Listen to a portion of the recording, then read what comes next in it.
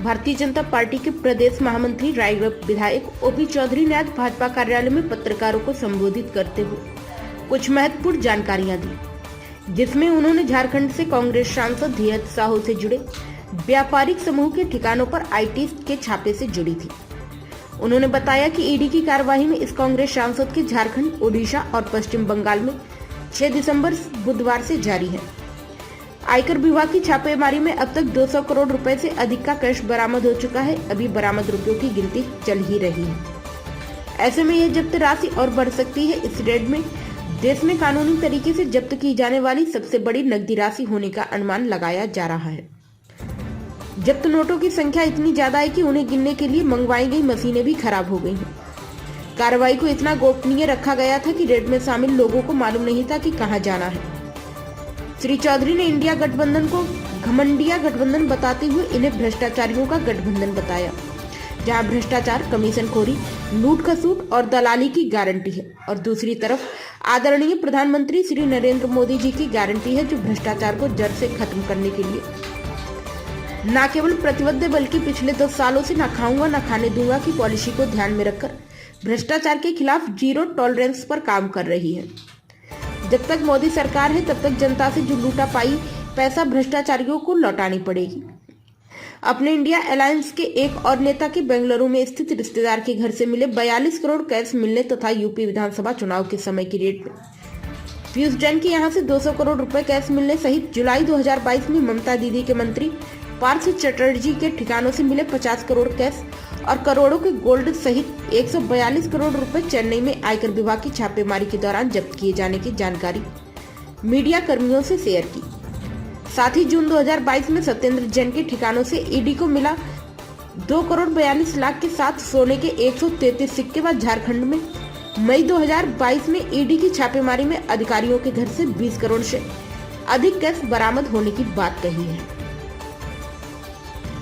स्पष्ट है, न खाऊंगा न खाने दूंगा, नो टॉलरेंस की पॉलिसी पर मोदी जी की सरकार पूरे 10 सालों से सरकार चला रही है और पूरे देश में भ्रष्टाचारियों को बेनकाब करने का काम किया जा रहा है। अभी आपने झारखंड में देखा कि धीरज साहू जो कांग्रेस से 2 बार लोकसभा के प्रत्याशी के रूप में चुनाव लड़ चुके हैं और 3 बार से कांग्रेस की ओर से राज्यसभा सांसद हैं, ऐसे व्यक्ति के यहाँ जब अभी रेड हुआ है तो नोटों को गिनने की मशीन खराब हो जा रही है। लगभग 300 करोड़ रुपए तक का कैश का आंकड़ा ये पहुंच चुका है। इस तरह से कांग्रेस के लोग पूरे देश को लूटने का काम कर रहे हैं। गांधी परिवार और इंडिया गठबंधन जो घमंडिया गठबंधन है, जो ये घमंडिया गठबंधन और गांधी परिवार ये सब भ्रष्टाचारियों को सह दे रहे हैं। इसीलिए सांप नेवला मिल करके मोदी जी के खिलाफ लड़ाई लड़ने का दुष्प्रयास कर रहे हैं। इसका सबक भारत देश की जनता आने वाले चुनाव में भी जरूर सीखे। अब तक की सबसे बड़ी जब्ती बताई जाती है, लगभग 300 करोड़ तक आंकड़ा पार हो चुका। कोई भी कांग्रेसी, कोई भी बाकी गठबंधन के लोग इसमें आवाज तक नहीं उठा रहे। क्या लगता है, कहीं ना कहीं मिलीभगत है या ऐसी कार्रवाई के चलते उनकी क्लियर हो सकती है? कांग्रेस, गांधी परिवार और घमंडिया गठबंधन के लोग भ्रष्टाचार के कारण ही एक होने का प्रयास कर रहे हैं और ये खुद ही भ्रष्टाचार करवाते हैं अपने लोगों के माध्यम से। अपने नेताओं को एक खुद एटीएम बनाकर रखते हैं और उसी कारण से इस तरह की स्थिति धीरज साहू जैसे प्रकरण सामने आ रहे हैं, जिसमें शायद 300 करोड़ का भी आंकड़ा भी लेटेस्ट न्यूज के अनुसार पार कर चुका है कैश का। मोदी जी कह रहे हैं ना खाऊंगा ना खाने दूंगा। ऐसी कार्रवाइयाँ लगातार जारी रहेगी। आने वाले टाइम में छत्तीसगढ़ में सरकार बनी है, कई घोटाले उन पर पड़ा हुए हैं, कई आरोप लगे शराब घोटाला छत्तीसगढ़ में हुआ। क्या लगता है? छत्तीसगढ़ में माफियाओं की सरकार चल रही है, भूपेश बघेल की। अब उसका अंत हो चुका है। बहुत जल्द भारतीय जनता पार्टी की सरकार बन जाएगी और इन्होंने जो घपले घोटाले किए हैं उसको बाहर निकालने का काम भी करना भारतीय जनता पार्टी के मोदी जी के न खाऊंगा न खाने दूंगा, नो टॉलरेंस की जो नीति है उसका परिणाम है। आपने कहा लगातार घोटाले हुए हैं जिसमें छापेमारी की थी, क्या सिलसिला जारी रहेगा?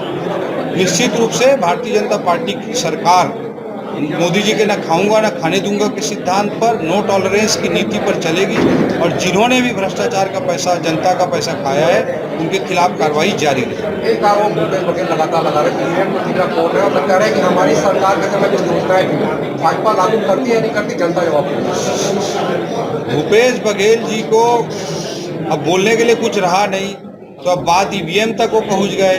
जब पिछले बार जीते थे तो ईवीएम सही था और इस बार उनका सफाया हो गया तो ईवीएम गलत हो गया। कांग्रेस इस तरह के ब्लेम गेम की राजनीति से बाहर आए, आरोप प्रत्यारोप की राजनीति से ऊपर उठे, जन सरोकारों की बात वो करते नहीं, इसलिए हर जगह उनको जनता जवाब दे रही है और कांग्रेस एक डूबती हुई नाव बन चुकी है जिससे सब लोग बाहर आना चाहते हैं। इस छापेमारी की कांग्रेस की बोलती मन में क्या लगता है कि कोई आवाज आनी चाहिए कांग्रेस के अंदर जैसे भ्रष्टाचारी लोग उनके बीच में?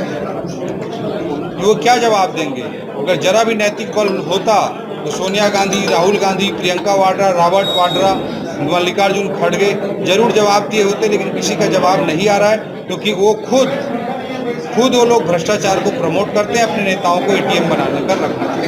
राज्यसभा से इस्तीफा देना चाहिए ऐसे भ्रष्टाचारी? निश्चित रूप से पार्टी से निष्कासित करना चाहिए ऐसे व्यक्ति को और कठोर कार्रवाई करना चाहिए।